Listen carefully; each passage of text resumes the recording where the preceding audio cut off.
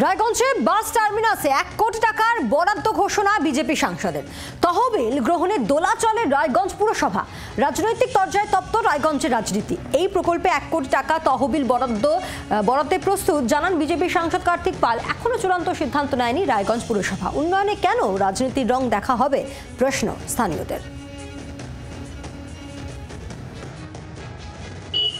রায়গঞ্জ পৌরসভা একটা ভালো উদ্যোগ নিয়েছে।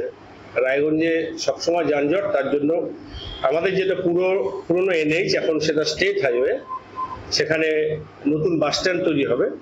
তো সেই বাস স্ট্যান্ড তৈরির জন্য এর মধ্যে তারা শিলান্যাসও করে ফেলেছে। আমিও পৌরসভাকে আজকে প্রপোজাল দিলাম যে সেখানে প্যাসেঞ্জার সেট থেকে শুরু করে সেখানে ওয়েটিং রুম এবং ফিডিং রুম সহ আর অন্যান্য যেগুলো জিনিসপত্র দরকার তার জন্য অ্যাপ্রক্স 1 কোটি, সেটা কম বেশি হতে পারে, 10-5 লক্ষ। আমি পৌরসভাকে প্রপোজাল দিলাম।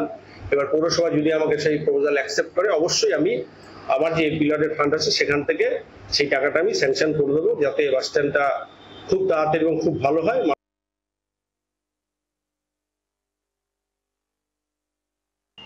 আমি চিঠি পেয়েছি, আমরা বোর্ডের মেম্বাররা আলোচনা করব এবং দেখবো যে আমাদের প্রয়োজন আছে কিনা টাকা। আর দ্বিতীয়ত কথা হচ্ছে বাস স্ট্যান্ডের নির্মাণ কল্পে অলরেডি উত্তরবঙ্গ উন্নয়ন দপ্তর আমাদের প্রায় 3 কোটি টাকা দিয়ে ফেলেছেন। তার ওনারা ওয়ার্ক অর্ডারও দিয়েছেন। মাননীয় মন্ত্রী উদয়ন গুহ এসে কাজের শুভ সূচনাও করে গেছেন।